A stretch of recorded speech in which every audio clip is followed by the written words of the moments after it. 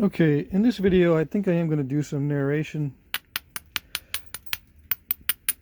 just because I've been watching some other videos and there's a lot of information going around out there.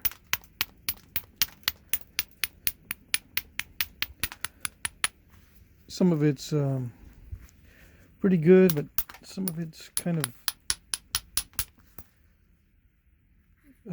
lacking as far as other techniques. I kind of have a different take on a lot of the knapping strategies.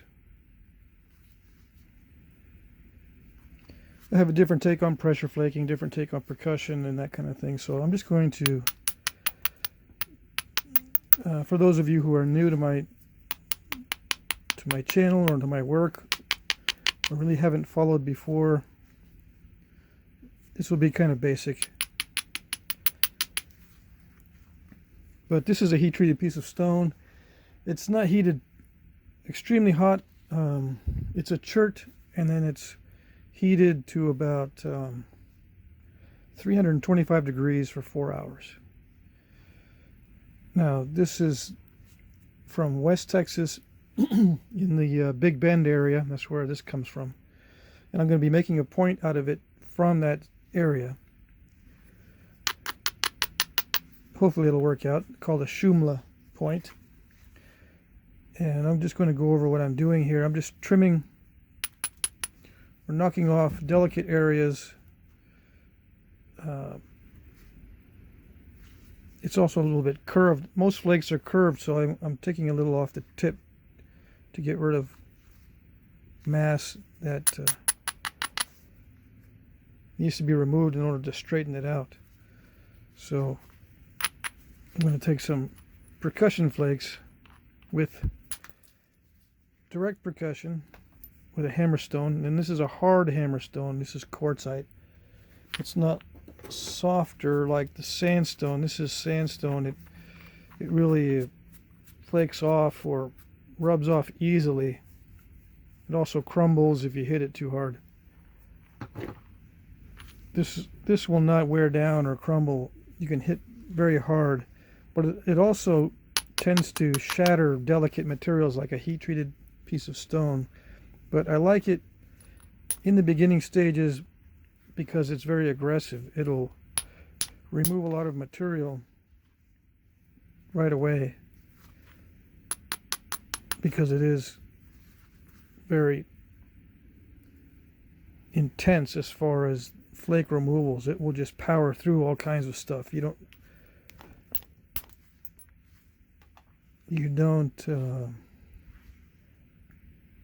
need a lot of force to remove a good amount of material if you're using a hard hammerstone.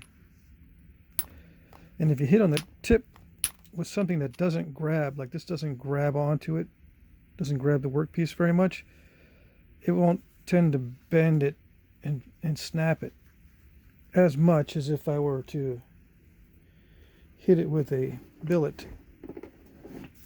Now this is an elk billet that I use a lot. If I were to hit the tip with this, it grabs it and pulls. So you run the risk of snapping. Now in this stage, it's still pretty thick. It's not much of a risk, but you run the risk as it gets thinner. And it's not impossible to snap it at this point. You can still snap it. So with a hard hammerstone, you are going to be removing a lot of material without a lot of bending. And that can be useful in the beginning.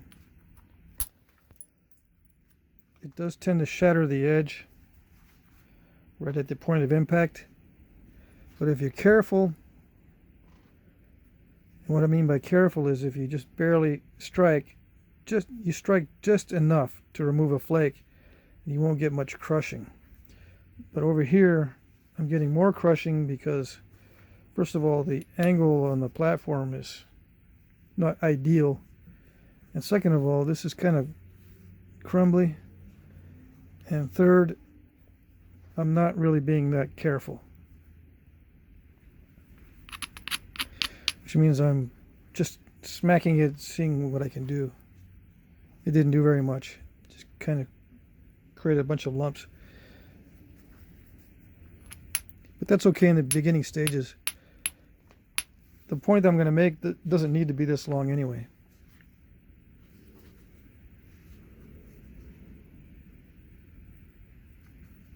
I usually start out with a hammerstone just to get the feel for the properties of the stone. See how well it holds up. If you can hold up to a hammerstone, then it's going to be holding up pretty good. Like if this was a piece of obsidian and I was hitting it with a hammerstone, it might snap. If it's extremely delicate obsidian, hitting it with a hammerstone is going to snap it in most cases. So you hit it with a hammerstone, but not a hard one like this.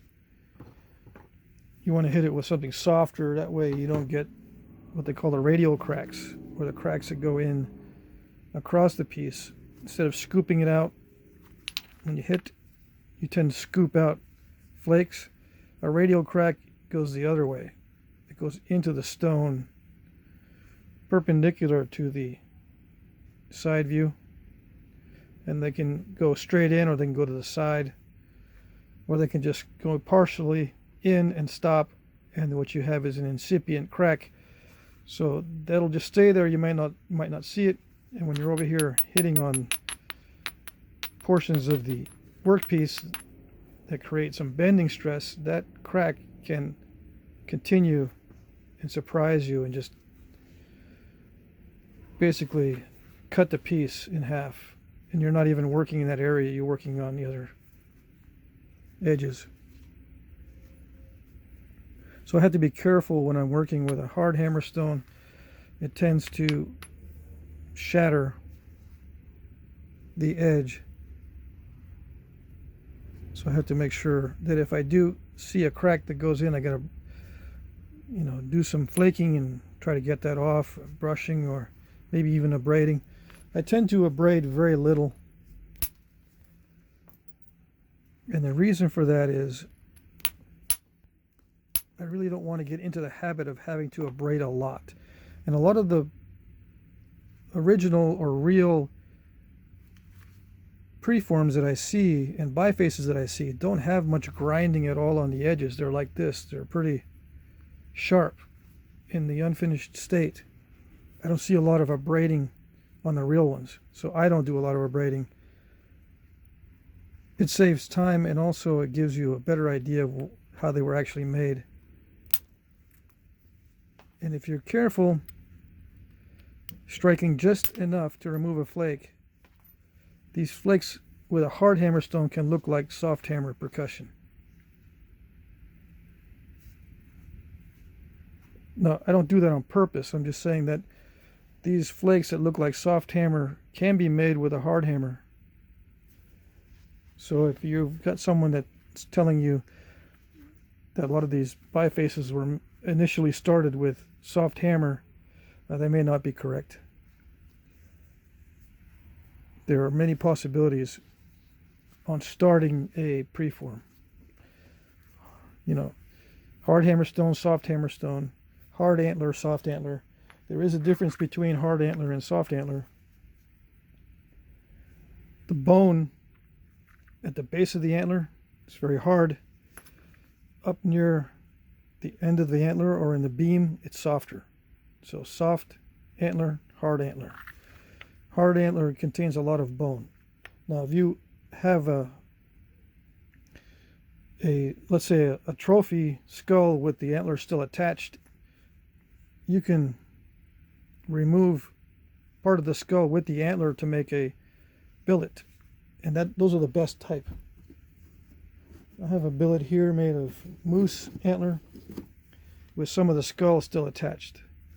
And when I say best type, it's the best type for hard and aggressive antler work. with the softer end here, you can get less of chance of radial cracks with the softer type of hit. But you know, you'll get used to what is better, the hard or the soft sides. There's also a lot of weight when you have bone in the antler. This is moose, so it's heavier than elk for sure. You can see a lot of pith in the elk, but in the moose you don't see any. There's a big difference. This is solid, where this has a lot of pith. The strength of the elk antler is on the very outside, and this is very strong, very flexible as well. The moose is more brittle, heavier but more brittle. Okay, and you'll get used to the differences. People like to use moose because it allows you to use a lot of force because of the momentum of the billet on the workpiece without much effort. Whereas with this elk billet, it's light, much lighter in weight. I need to strike faster to get the same result, and sometimes I can't get the same result. I need to bring out the moose antler if I really want to remove a large flake or hit a stone that is very dense or not heat treated or difficult to work. I will use the moose antler. But these days I'm tending to use the elk more because, one, it's less expensive, and two, it just feels a little bit better. It doesn't wear down my wrist as quickly as a hard or heavy and dense billet. And I tend to now work with billets that are close into my center of gravity of my hand. Instead of swinging a billet, I hardly ever swing billets these days. I use my forearm as the lever and the swing instead of swinging with the billet itself. Okay, so these days I'm using a lighter billet and swinging with my whole arm, using my elbow on my leg as the pivot point and not pivoting here at all. Okay, hold it firm and strike. Sometimes I'll change the angle, and that's something that other people don't discuss too much, is changing the angle when you strike. I'll strike. If it's not successful, I might change the angle and strike. I'm not always looking for the same flake. Let's say I want to take a flake off of this ridge here, and I strike. Doesn't work. I'll just see what other way I can remove that mass. I might come over here, strike on this side. If that doesn't work, I might, reshape some of this and then strike again, or I might not reshape at all and just come back to it later. Maybe when I'm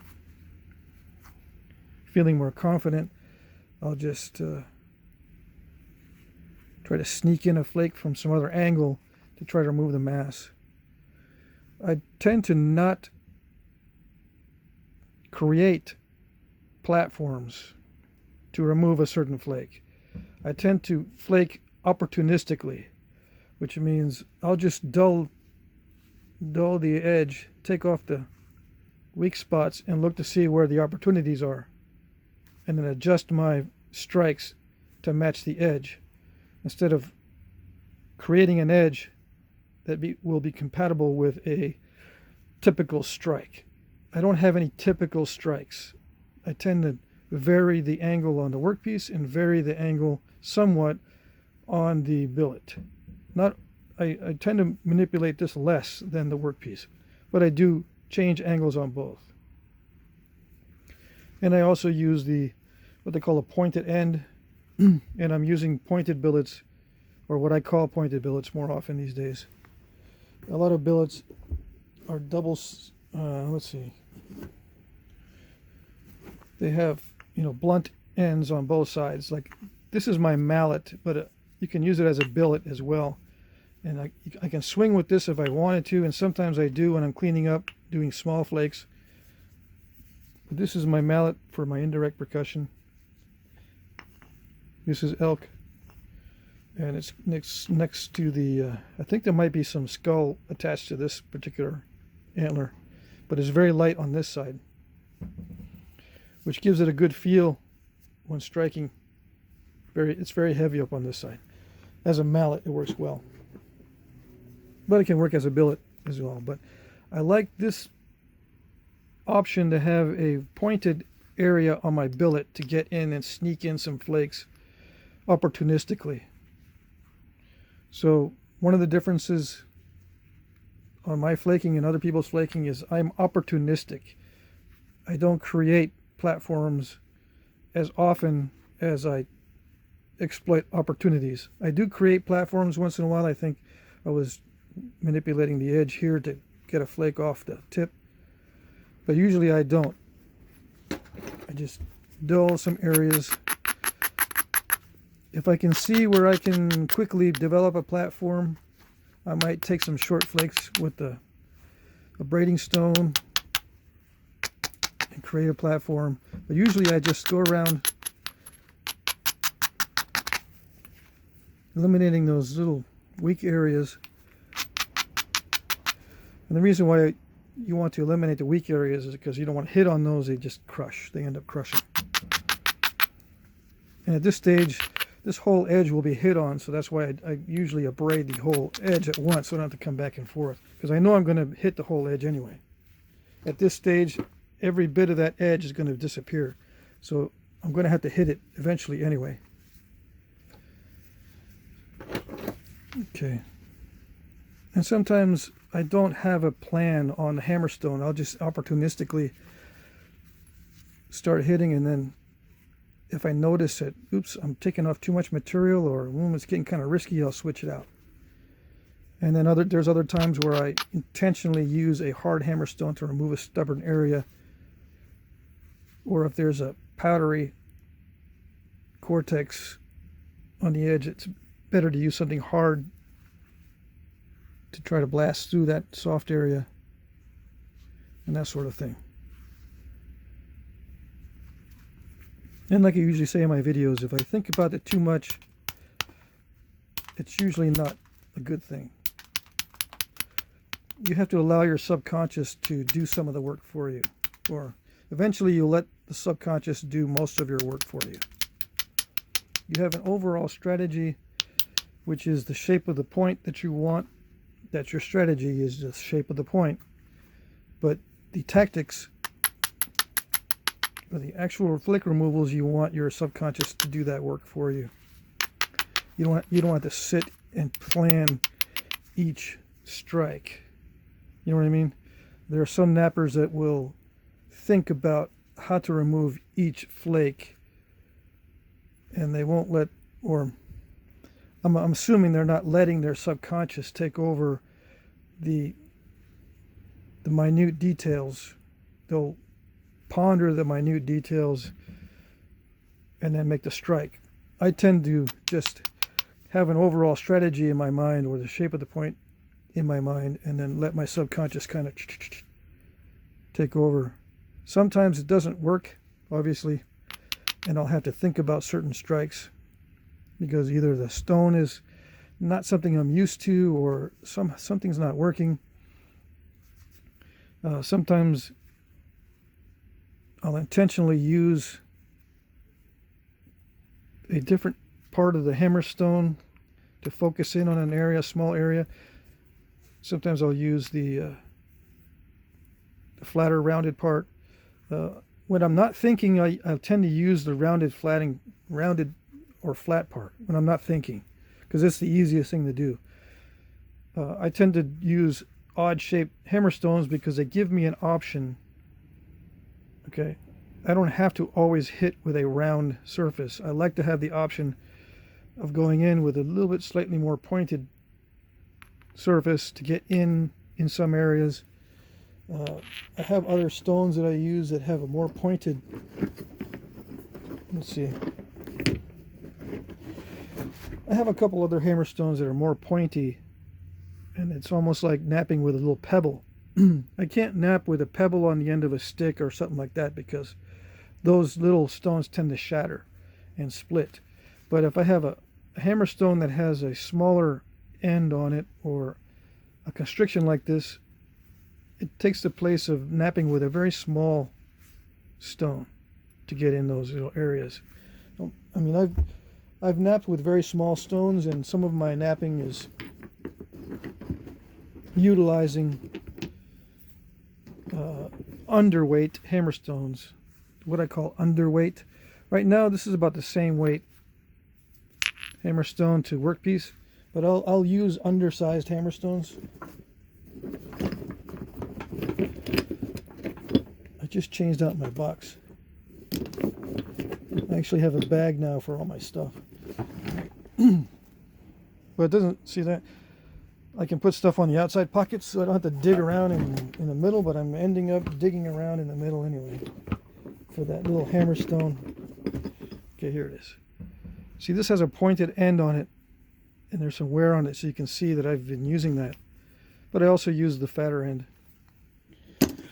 So getting back to the reasons behind that, I just like having the option. I use odd-shaped hammer stones. Sometimes I use undersized. I very rarely use an oversized. Some guys are very comfortable using oversized hammer stones to do their work. It slows down the flake removal. Sometimes they can get a longer flake that way. Whatever works, works. I tend to not use a larger or heavier piece and then slow it down. I tend to go the other way. If I'm not having success, the natural reaction is to get tense, get kind of frustrated, and tend to increase your force and speed. I like to use that natural tendency to be more aggressive as an advantage, instead of having to, calm down and slow down. I do calm down and slow down a lot of my stuff, but I tend to do that mostly with the pressure flaking, because that's what I'm most frustrated with. With percussion, I'm very aggressive, and it's usually in the beginning. I get a lot of good results, or results that I like. If I'm aggressive in the beginning, I get bold flakes. I like bold flakes. Okay, and those are the kinds of things that not many people discuss. Okay, so I got that out of the way. What my next plan on this is to get the general outline. Here's the Shumla point that I'm going to be making. I got plenty of room with this piece. Now, a lot of these points are resharpened in real life. I mean, the real ones are resharpened down to almost nothing sometimes. And they end up looking like other types of points. Like this one looks almost like a Carlsbad. But I'm going to be doing some pressure work for these notches, hopefully. If this one breaks, I'll just make another one. I got some more pieces. I just ordered a bunch of this heat-treated, well, heat-treatable chert. I heat-treated it myself. Okay.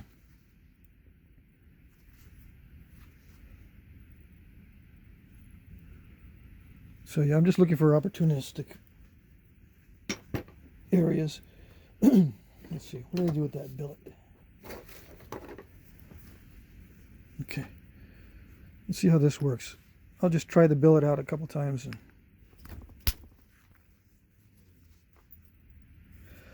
see, if you were to look at this edge, I've only, up to this one strike, I've only used a hammer stone on this edge.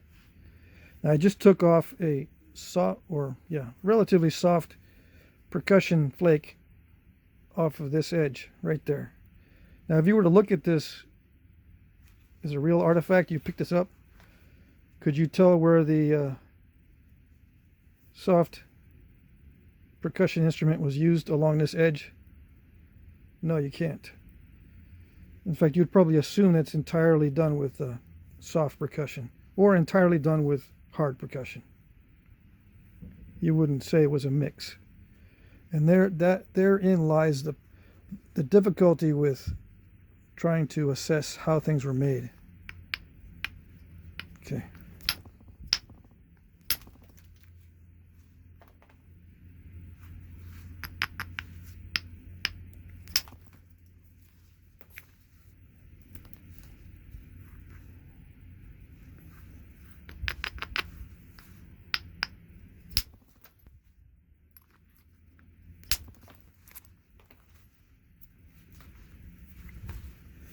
Now here we have flakes that are, I have flakes that are running a little bit longer than with the hammerstone.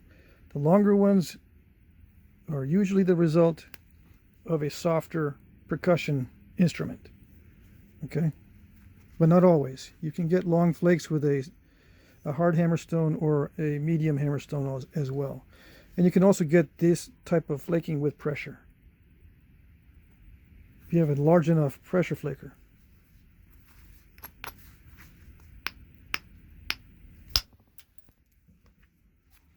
Now I hit that really hard, relatively, and I got a short flake.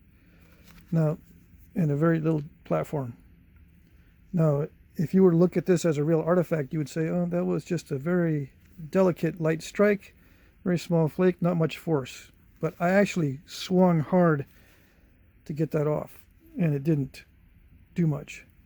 One of the reasons is because it was not isolated. Okay, so it might have hit, well, I think it did hit some of the other areas along the edge, and the only spot that was effective in happened to be a small area and remove the small flake. Okay. Another reason why it's difficult to tell how it was removed. You might think, well, that's just a pressure flake. It's a very small initial area, or an initial point of impact, or maybe even a point of pressure, and a short, shallow, low energy flake. But no, it was a hard swing with a relatively heavy precursor. Okay.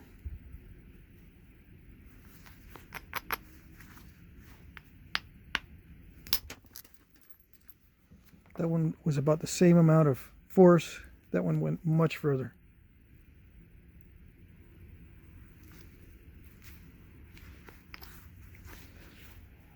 So there you had two different flakes, same instrument, same force, with different results.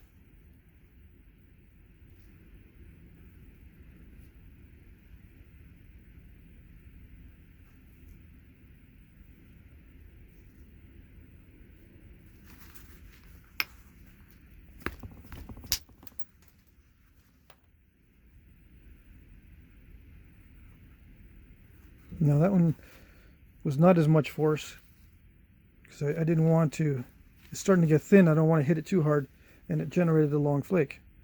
So there again, these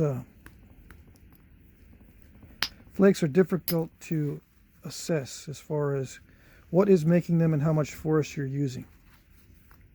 Okay, I think I'll get off of that soapbox.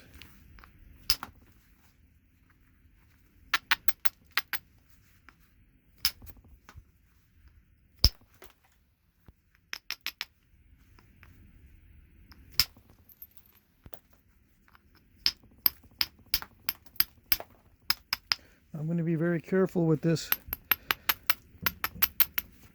not because it's a delicate stone, it seems to be holding up pretty well, but because I want to ensure that this is not going to break on me.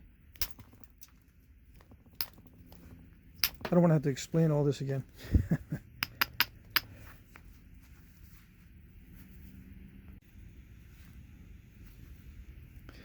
Okay, so maybe some of you are thinking, why am I not hitting that one? I keep looking at this, I want to hit that, but I do tend to thin down the ends first before I strike the middle. That way I don't have excess weight on the ends. I'm always thinking about snapping it, or how to avoid snapping it.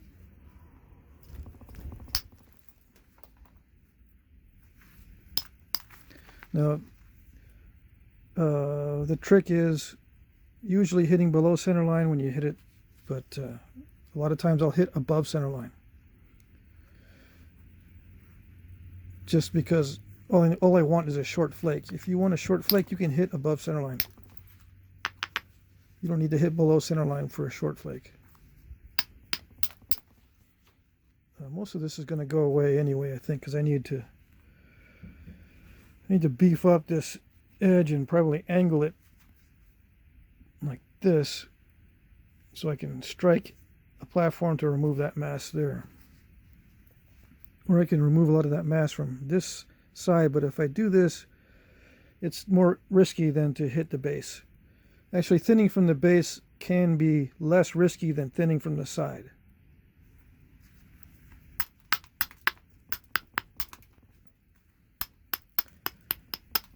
It doesn't seem that way, but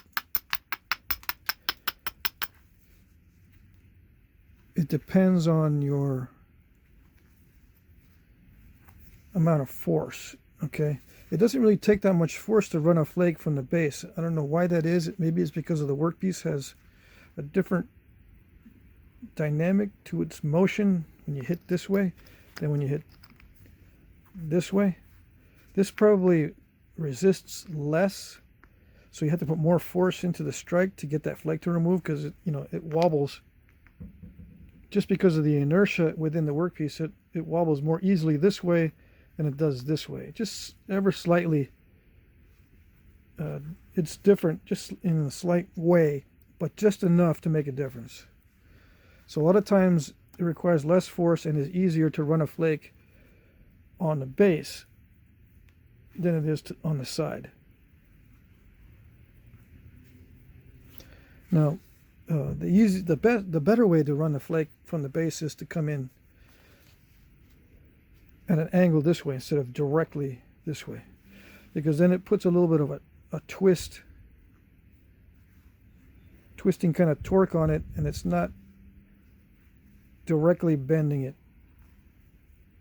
You know what I mean? You're kind of making a more complex shock onto the workpiece if you hit from a corner inward, and sometimes it's more effective that way. But with this type of point, I need a wide base, so I don't want to remove too much off of these corners, because then I don't have anything left to work with. I need a wide point because I'm going to be doing these notches, and I want as wide as I can when I'm doing the notches. I can trim it later, but in the beginning, if you've got it too narrow and you do the notches, you could just blow off one of those ears, and you don't want that to happen. So I am going to come in directly from the base. Now I can trim with a hammerstone or remove sharp flakes with the billet. Either way, doing with a billet wears it down a lot. It puts more wear and tear on the billet, but it's just easier to not have to switch back and forth. And also when I'm doing this, it crushes it more easily than with the billet. The billet doesn't crush it as easily as a hammerstone.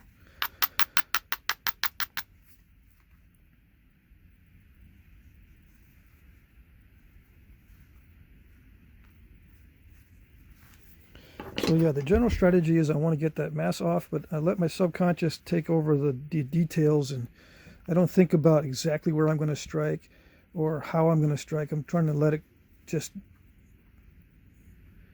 work for me, use my subconscious to work for me to remove these base thinning flakes.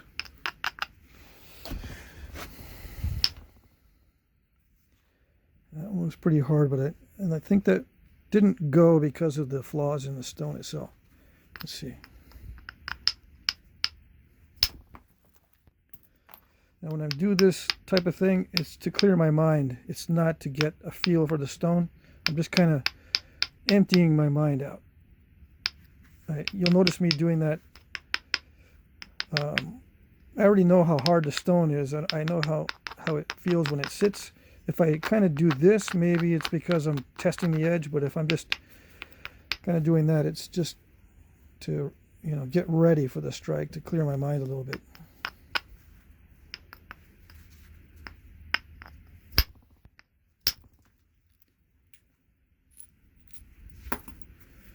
Now I hit very shallow and very fast. And now why I did it that way, I don't really know. Why would it work? I really don't know for sure. I didn't plan on it being so shallow. I didn't plan on it being just a small area that I hit. I just kind of went with what my subconscious did. From experience, I think if I think about it, if I was too high on that strike, I probably would have snapped some of it off, or run the risk of snapping something. So I didn't take an extremely aggressive flake.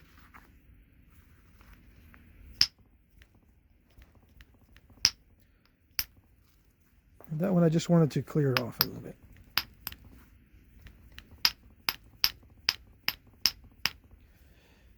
These things are easier to remove with a hammerstone. Now, see, I didn't hit very high up with the hammerstone, but it removed a lot from the platform up high. I don't know why that is. Sometimes hammerstones will do that. Sometimes a billet will do that. I don't think a billet does it that often. You know, it doesn't really smash the edge as much as a hammerstone.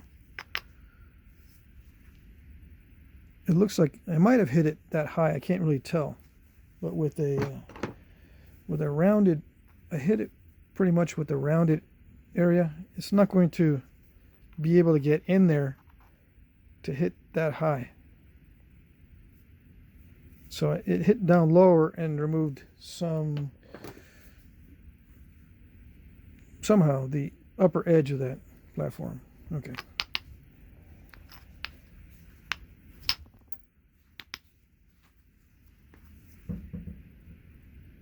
Now with these kind of things, you can come in from the side and get those usually.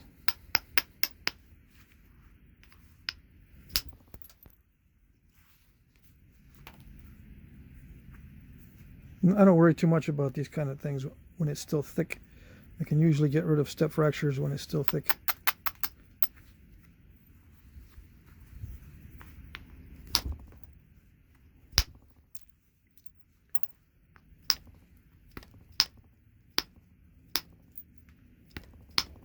Now, one thing I do think about is we're moving these here first, because this is such a juicy platform. I can probably blow off a lot of area with it, and if I mess up something, I can use that large flake to clean it up. But if I were to make a large flake here and then start trimming off at this edge here and then make a mistake, I won't be able to come in from that side. That's a conscious decision. That's part of the strategy to avoid step fractures.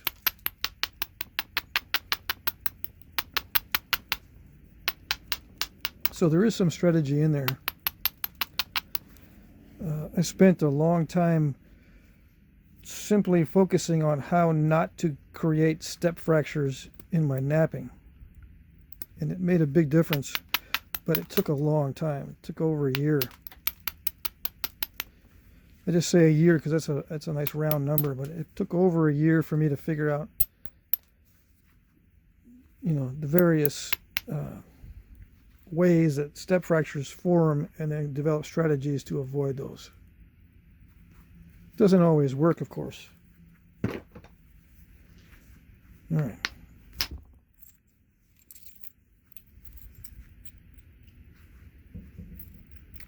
Now I was aiming for the point of that, but I hit a little bit back, but you can see it still removed a pretty good flake.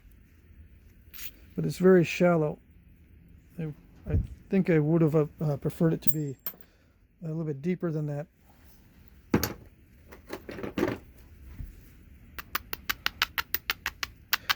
Now, would it make a difference if I was to actually focus more consciously on hitting the exact point of that platform to drive a bigger flake? Yeah, I probably could have done that a little bit better. But I've also could have broken it if I had applied more force.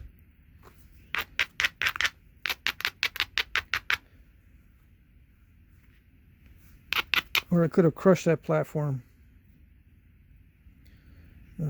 If I was thinking about it a lot, and I was thinking that I'm going to need a lot of force to get a big old flake off of there, bigger than this one. I could have just hit it way too hard, so I don't think about it too much.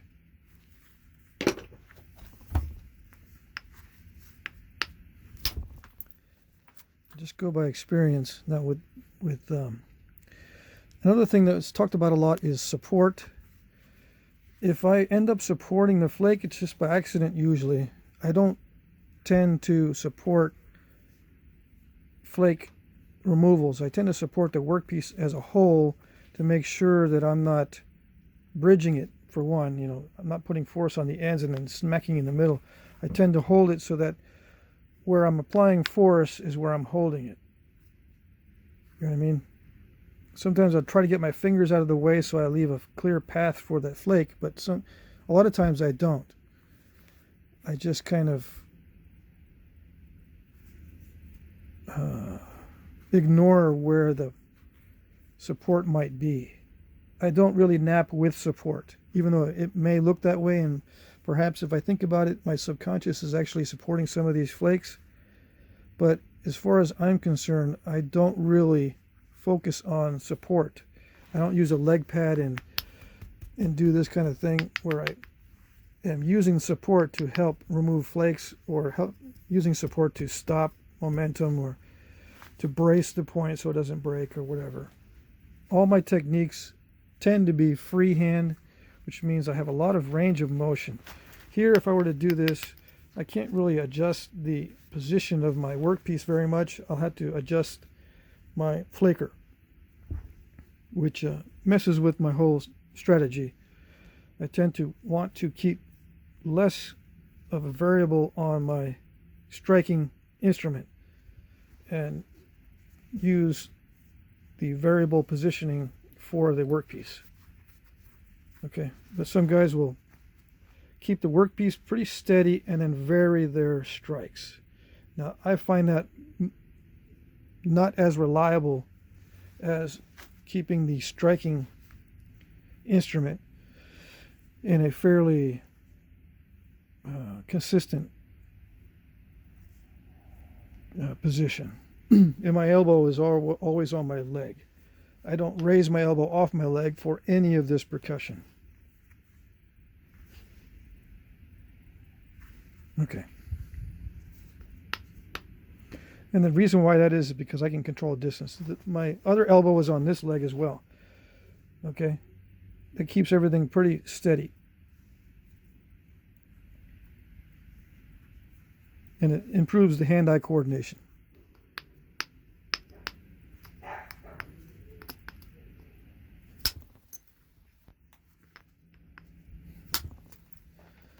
Now, I was thinking about that. Sometimes I do that just to get the distance correct, so I know where the distance is when I'm striking.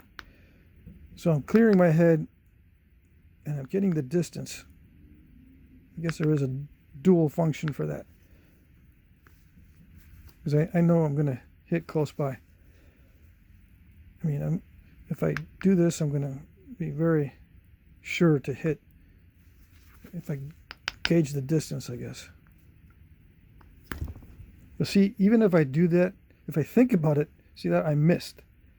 So it's not really a conscious thing, because if you're consciously trying to hit that, it's harder than if you just let it go.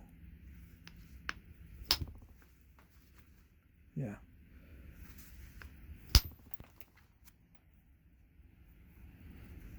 And I don't worry if I mess up a platform.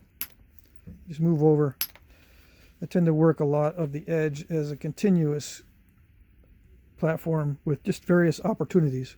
Some edges are good. I can hit anywhere along the edge and produce a flake, right? But some of these areas are better than others. That's how I look at it. I don't look at it as that's the only place I can hit, and that's the only place I can hit, and that's the only place I can hit. No. The way I look at it, I can hit anywhere on that edge. It just depends on how long the flake I want.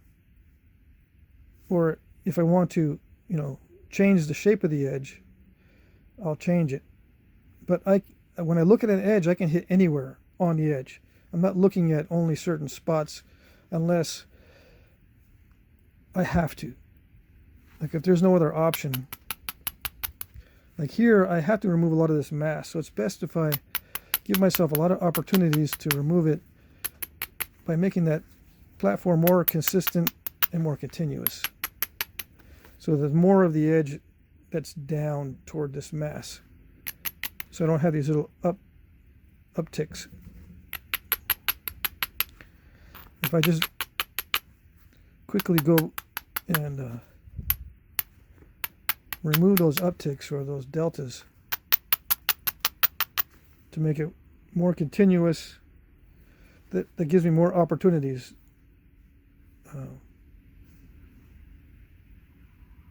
along the edge. But like I said, I can hit anywhere and still get a flake. And since I'm only going for short flakes, it's not that difficult.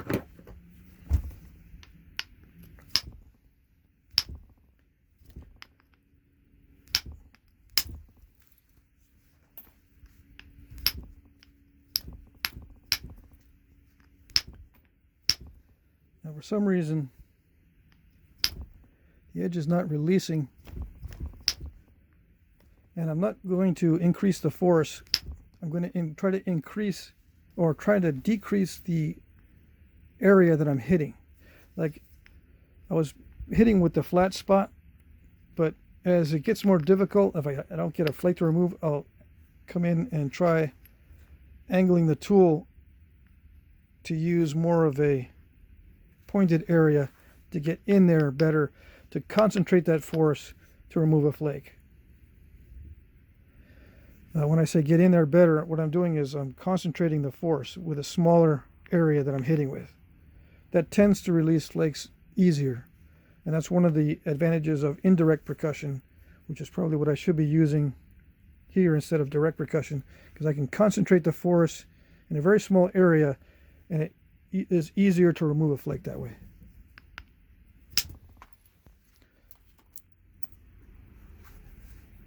But since this billet is working pretty good, I'm just sticking with it for now.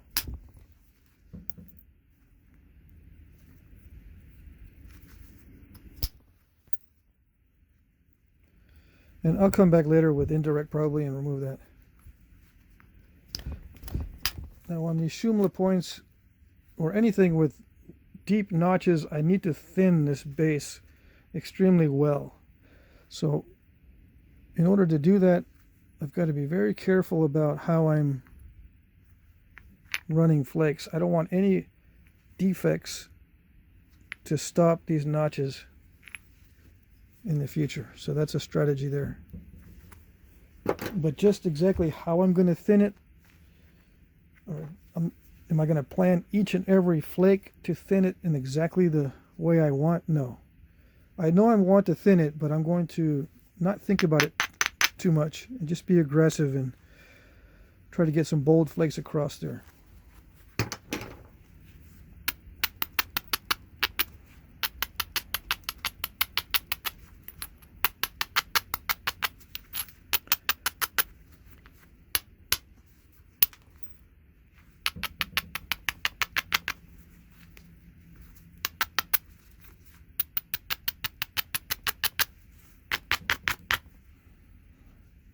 Yeah, at this stage, I can use indirect percussion for the rest of it.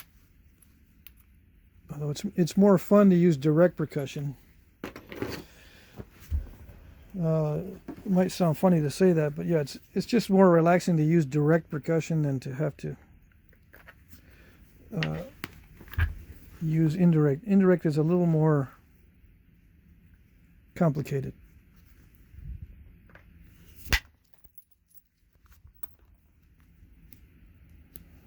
There's a lot of times I have to focus on actually, instead of focusing on where the flake's going, focusing on how I'm hitting the flaker and where I'm hitting it. I don't want to hit it too high and then hit the workpiece and the flaker. I don't want to hit it too far back because it doesn't impart enough force. I got to hit it in just the right area. So sometimes I'll focus on this, but usually I let the subconscious do my work and I won't focus on this too much. But if I'm having difficulty, if I'm just letting go and it's not working, if I'm having difficulty removing a flake, I'll focus more on the technique. Like that one there, I just took it off because it looked kind of good, but I need to focus a little better and strengthen that edge probably. Get a flake to come off there. Now that was hit pretty hard, and again there's a short flake, so it looks like I didn't hit that very hard, but I did.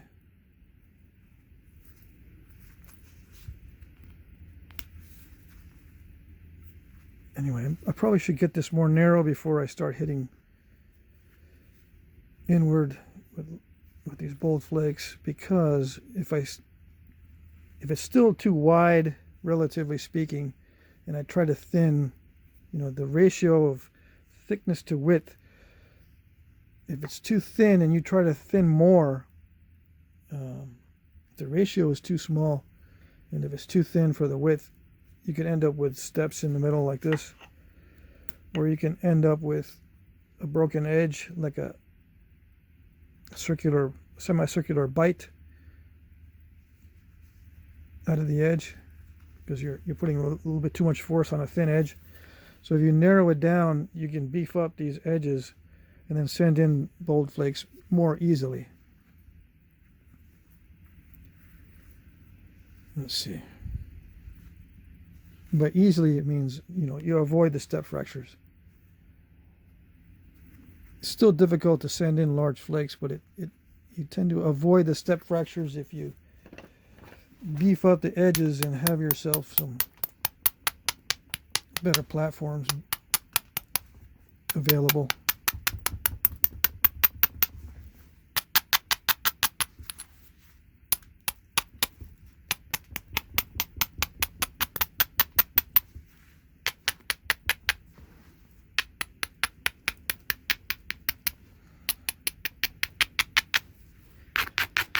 Now, I've been thinking about how these were actually made. Oh, you know, I don't always think about that, but when I do, I try to bring a little bit of philosophy into the equation.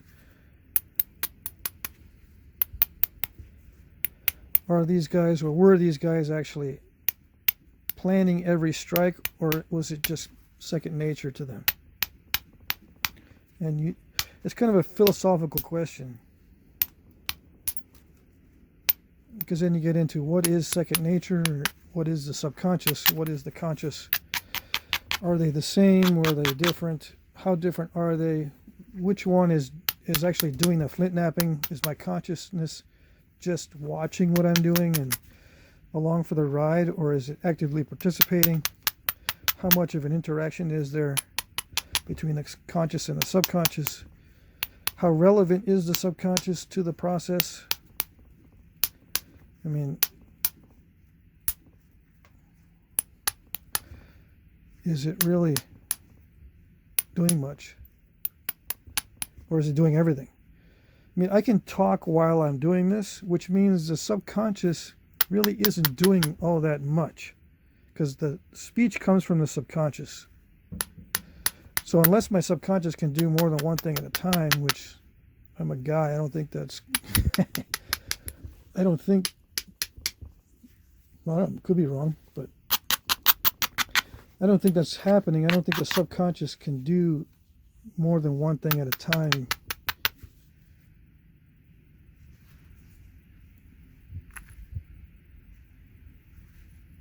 So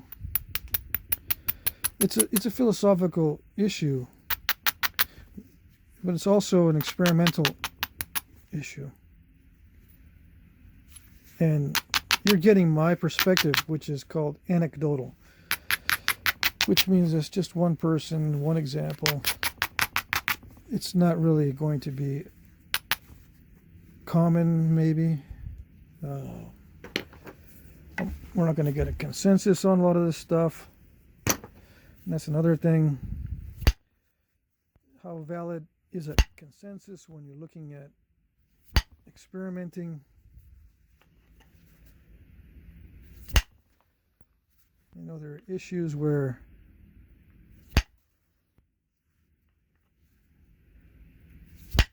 there's philosophical questions about the concept of a consensus. Basically, a consensus is your voting, and that you're obtaining truth by vote, which I don't think is appropriate in science. Now, there could be many people getting one result and just a few getting outliers. And you're going to look at what most people are getting because, you know, it's Flintknapping, and it's a human activity, and you have to go by what most people are doing in a lot of cases, and how most humans react to this kind of skill. So you are going to have to look at how a large sample is performing, and that kind of consensus can be valuable, but just to rely on it for everything, or rely on it as a test for validity of data, just because everyone is getting a certain result doesn't really mean that that's the way it was done in the past.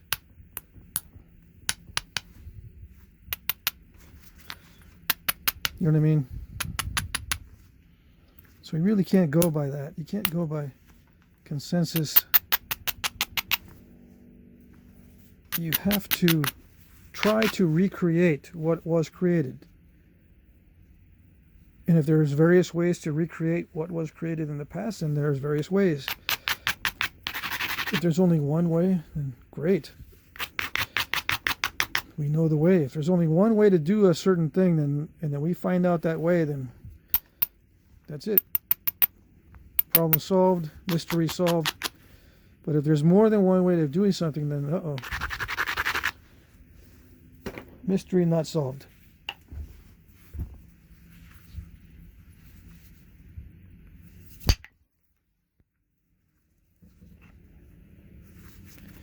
Probably would have been more than one way to do that. Flake removal, so I didn't get the step fracture.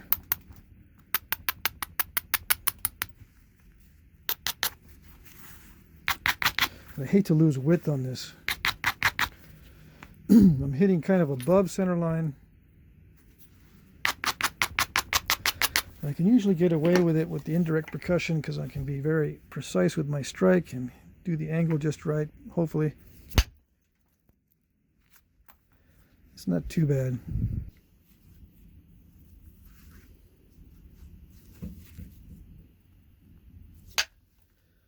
Getting into some risky territory here.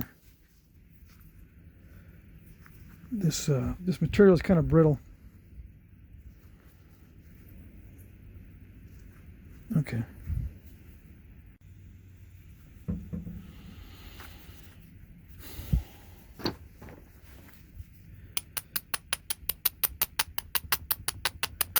So I think I'm going to stop talking for a little bit here while I figure out, well, while I thin this base.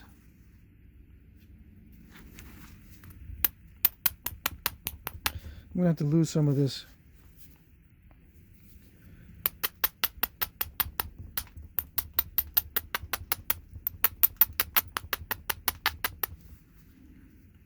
So I'm going to take some flakes off of here because there's a little bit of a hump. See that? I need to flatten that completely, you know, get as flat as possible all the way to the edge. It'll make notching much easier. The more regular it is. I could probably do pressure on that, but let me see.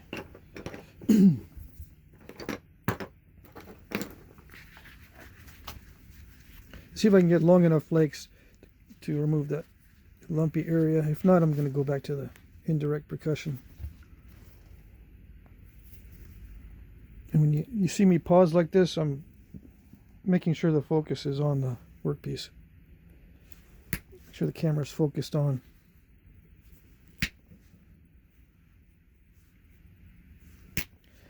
Usually with this heat treated material I can get some really nice flakes with the pressure, but they are kind of shallow unless I really dig in.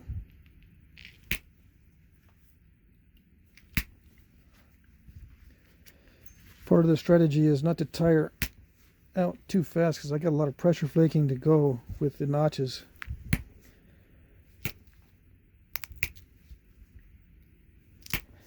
If I'm wearing my wrist out before I get to the notches are not going to look very good.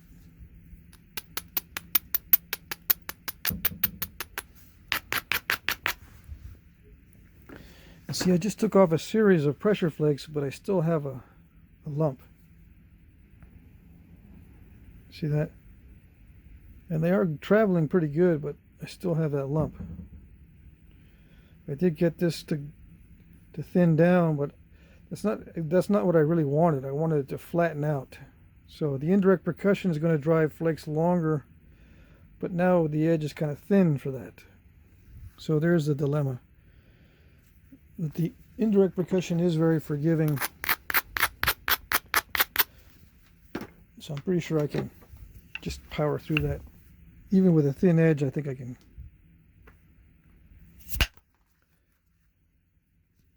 flatten that out.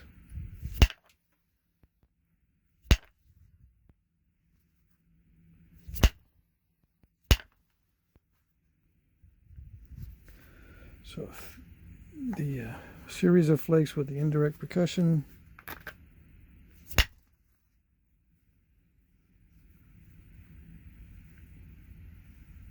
They traveled a little bit farther, but I still have, it's not completely flat, but that's good enough. I don't have much of a choice.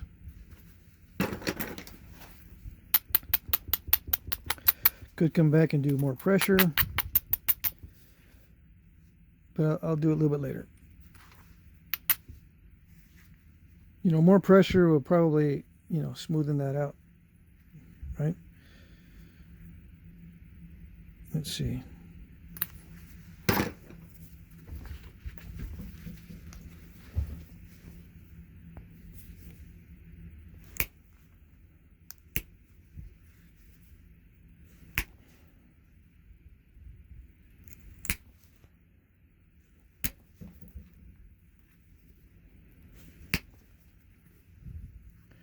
It's not traveling, they're not traveling very far because probably two things. One, that they're hitting the pad, but also there's a lot of little steps in there.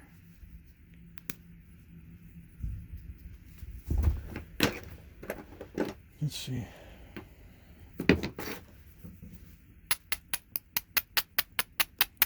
I really don't do many points where I have to do a lot of notching. I don't do andice points or that type of thing.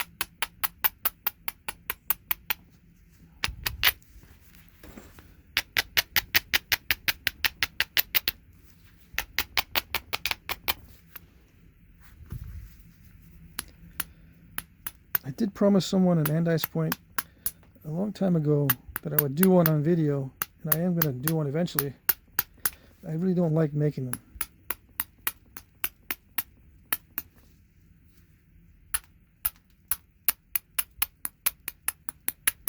I don't really like making the fancy stuff.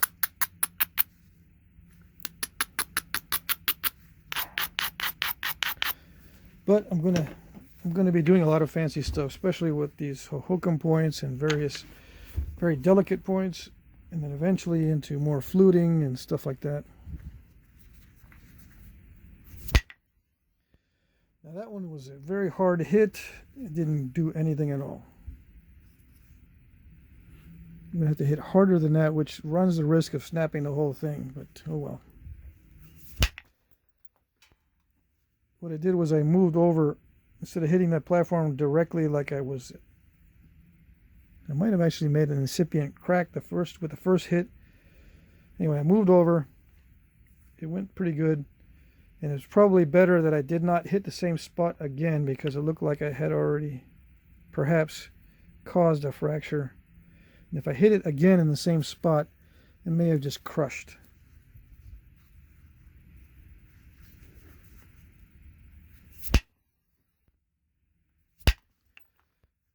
Just a short flake to smooth it out. But it needs to get a very thin. It needs to get a lot thinner than it is right now. I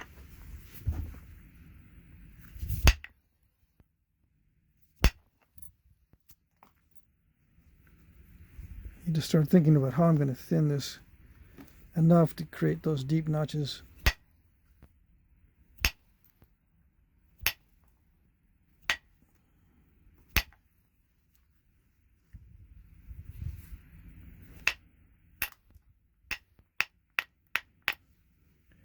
Now on the Shumla point, it's actually rounded at the base and not straight like this.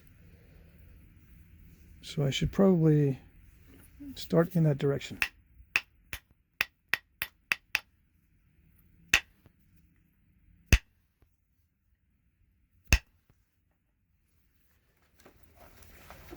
So it's not like an andice point where it's flat across the bottom. These things are rounded, which makes it a little bit easier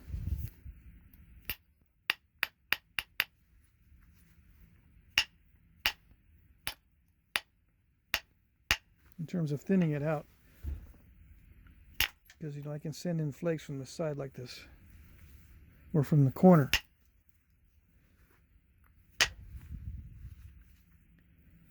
While I'm shaping it.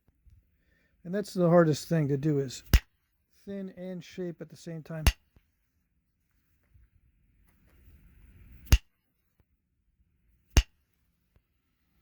I'm thinking about those philosophical questions again. I don't know where I left off with that one.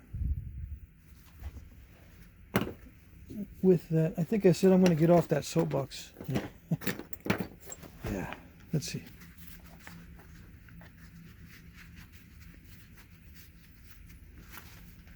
Even if I break this at this point, I think I'm going to leave it.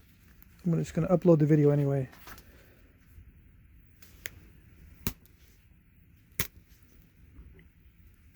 There is some points in the discussion that I did want to get off my chest. I've been watching some other Flintknapping videos lately. Now that we're quarantined and we got plenty of time, the kids are not in school. I don't have to drive everybody everywhere. I have a little more time to do some reading. I've been reading the Flintknapping book by John Whitaker. Just because it's been such a long time and I want to review that book. I've got some notes started. I'm going to review John Whitaker's Flintknapping book. I read a lot of material by John Whitaker, especially on academia.edu. He's one of my favorite authors. I think he's professor over at Grinnell University. Hope I'm pronouncing that right. Grinnell or Grinnell. Anyway, I'm going to do a review on that book. I think it was published in '95, so it's quite an old book, relatively. It doesn't discuss a lot of issues that have come up.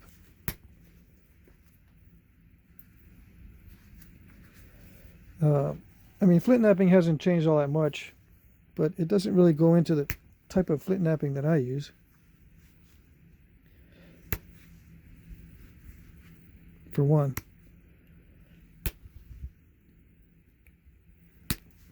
I'm an opportunistic napper mainly, and I use a lot of indirect percussion. Those two were not very common when I started. Everyone was very regimented. As far as I know, most nappers were very regimented in their approach. Certain things were considered to be taboo. Like you didn't work with aluminum. You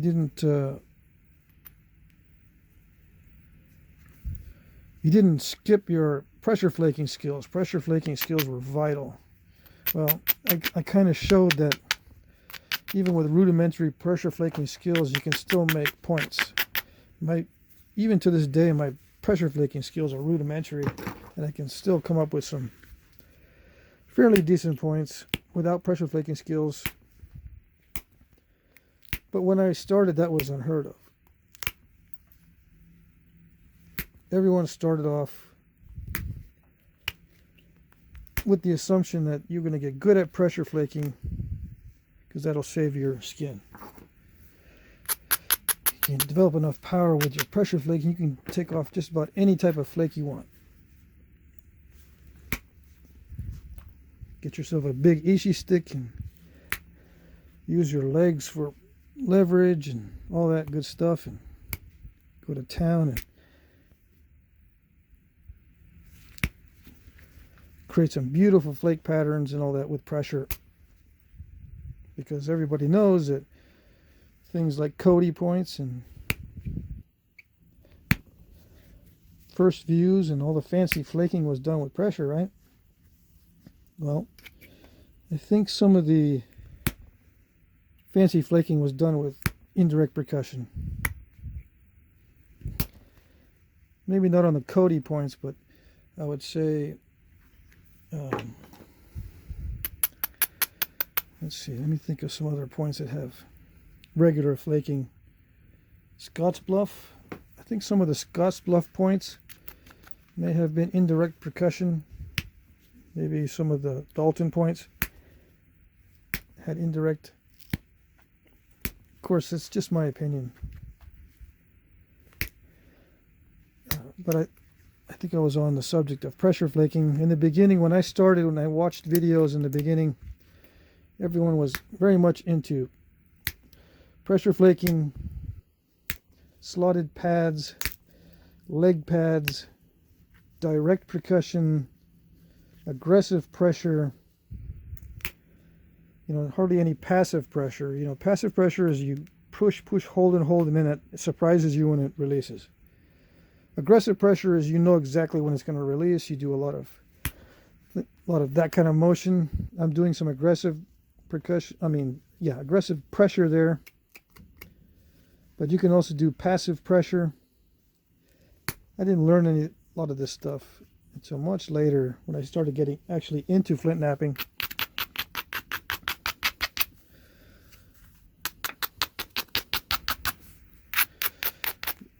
And started to see for myself what they're talking about.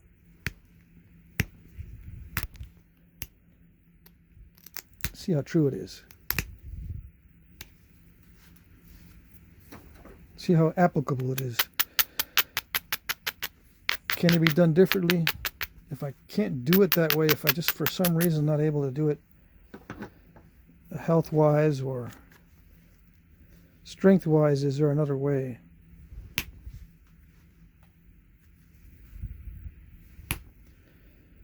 And I think indirect percussion is one way to get around the strength requirement. Also, it helps with fatigue. You don't get as fatigued with indirect percussion, which is very useful if you do more than one point at a time. That's something else that's not discussed, is where lots of these made at one time. Was a napper in the past highly, or had some high levels of endurance, or did he just make one at a time, got exhausted and waited a couple of days to make the next one? That kind of thing. Or did he not wear any protective equipment or gloves or pads, and then injured himself and waited for that to heal before he went to the next series of points, or the next task? How much time elapsed between knappings? Is it something that people wounded themselves with a lot, or no? Or is it something that used to be very fatiguing, or not? These things are not discussed.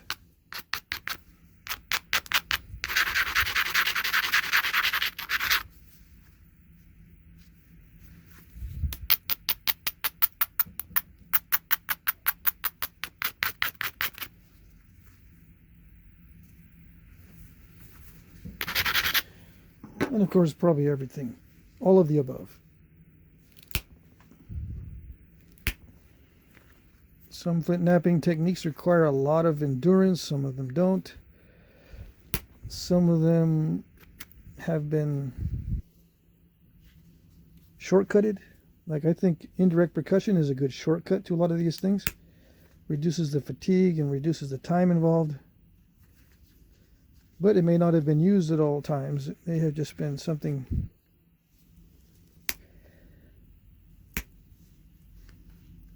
only occasionally used for those tough spots, like a lot of the nappers do these days. You only use indirect percussion when they run into a situation where nothing else works, and the indirect percussion is the last resort, that kind of thing.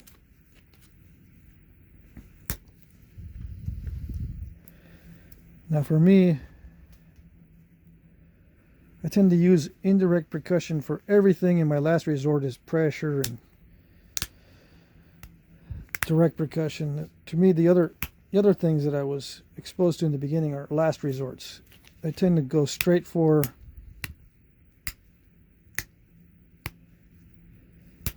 indirect percussion, and if that doesn't work, I'll use something else. I think there's a lot of videos, especially if I use a metal flaker, where I start off right away with a spall with indirect percussion. You know, I have a spall, a really thick spall, like this one. I won't mess with a hammerstone or anything with it. I'll just reduce it down with indirect percussion until I get down to the very final stages, and maybe I'll dress up the edge like this with pressure. In the beginning, when I was first flint knapping, I wouldn't do this kind of thing here. I wasn't that good at hitting exactly where I needed to, so I was more of a spaz.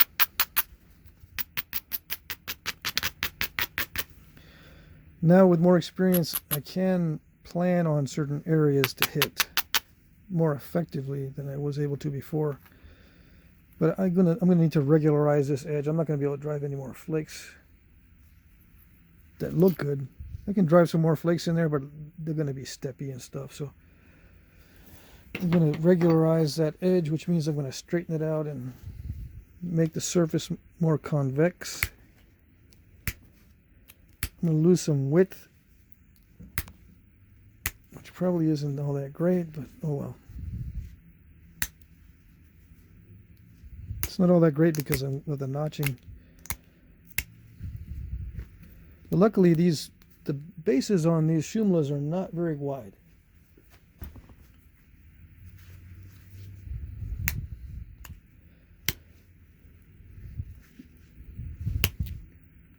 And I think they were projectile points.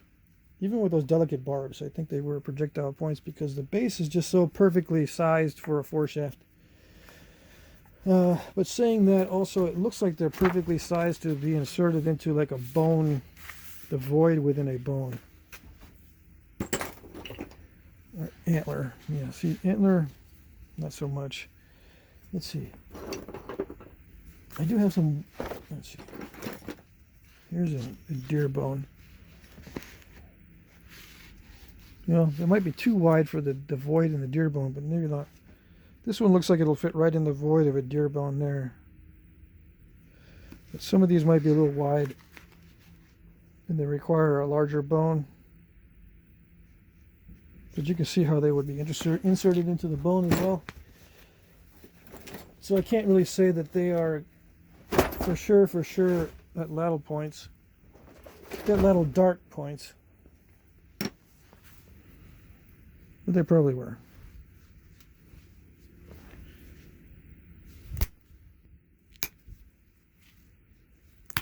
Maybe both. The safe thing to say is they were used for both, all things, knives, points, and when they got down to nubs, they were used for scrapers. How's that?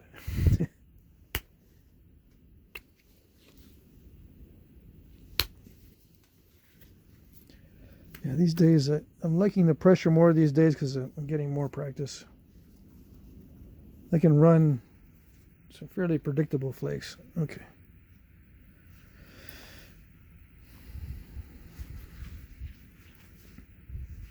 Now with copper or steel punches, I can probably not thin it any more than this and just notch it. But with abo tools, I'm going to need to have it a lot thinner than this.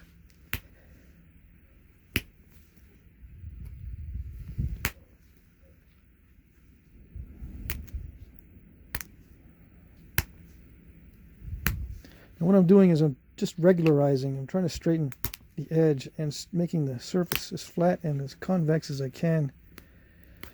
I'm running into the issue of step fracturing.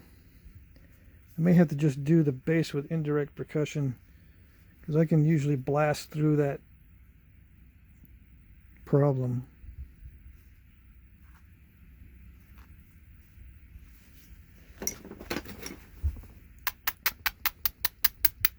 Now, a lot of my videos are focused on knapping with metals. I started flint knapping in 2009 or thereabouts. I did a little bit of dabbling in 2007, but I didn't really get into it really until 2009.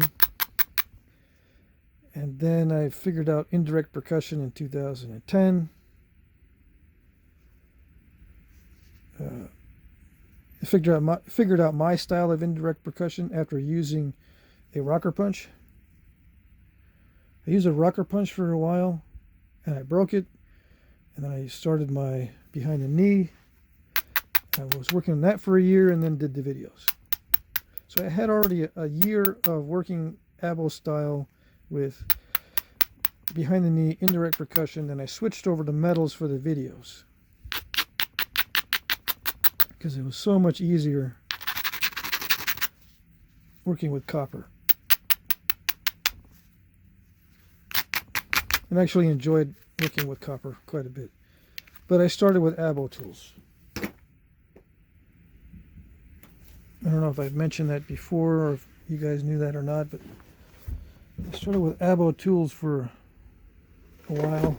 When I started dabbling, I was using both steel and antler, not copper. I was using steel tools. I wanted to do everything with antler. I wanted to be completely abo. When I first started, I was very adamant that I was going to do everything abo, aboriginal tools, natural materials, all the way. Why learn anything else? I wanted to know how these things were made exactly. So why would you use metals if you want to know how they're made in real life or in the past? So that's what I did. But you know, there comes a time where you get burnt out. You just want a hobby you can enjoy and feel rewarded by. And so I started using metals and changed the whole ball game. I started liking it more. Then I figured out how to heat treat, and that was also a big game changer. Half of my stone went from complete junk to wonderful stuff after I learned to heat treat. Because indirect percussion for me was a solution to poor material. And man, I had some really poor material. Now this here is some really nice material, but I'm not really doing well. It's because I'm trying to thin something already thin. That's the challenge. Now what do they do with my leather roll? There it is. And that's another thing. Nobody was using a leather roll to nap with, as far as I know, back in 2010, 2011 when I started making videos. But the roll is what I prefer. Even though it's kind of a high maintenance thing, I had to keep re-rolling. It just is more versatile for me. For these larger pieces, for the smaller ones, I got to use the domed pad. You know, domed in both directions, and this is something else that was not around when I started napping. Everyone had a slotted pad, flat slotted pads.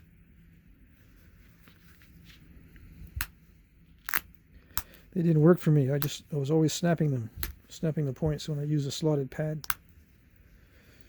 And of course that happens to everybody. I just didn't have the patience to correct it. I wanted to find another way to do it.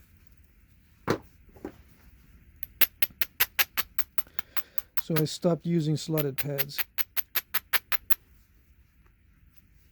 And I found that I can ignore the support issue too. I don't really need to focus on support in order to create a point. So if I didn't need to use it, then cool, I don't have to focus on that. It's just another thing I don't have to worry about. But it's getting to the point where there's some point types that require support of certain flakes. I mean, it's obvious that certain flakes require support of some sort. As you gain experience, you realize that, you know, it's such a good thing sometimes to have that, you know, that's probably what was used. Support was probably what was used in the past for certain flakes because it was such a good technique in some cases. Same with pressure. Now that I'm getting more used to pressure, I can see more of the advantage of using it for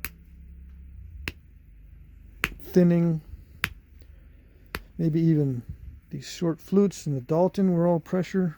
It looks like they might have been. It looks like Daltons may have been, you know, completely heavy pressure, like a lot of these guys have already discovered. A lot of other flint knappers have already discovered that heavy pressure is probably something developed early on and it was used on a lot of paleo points and old stuff.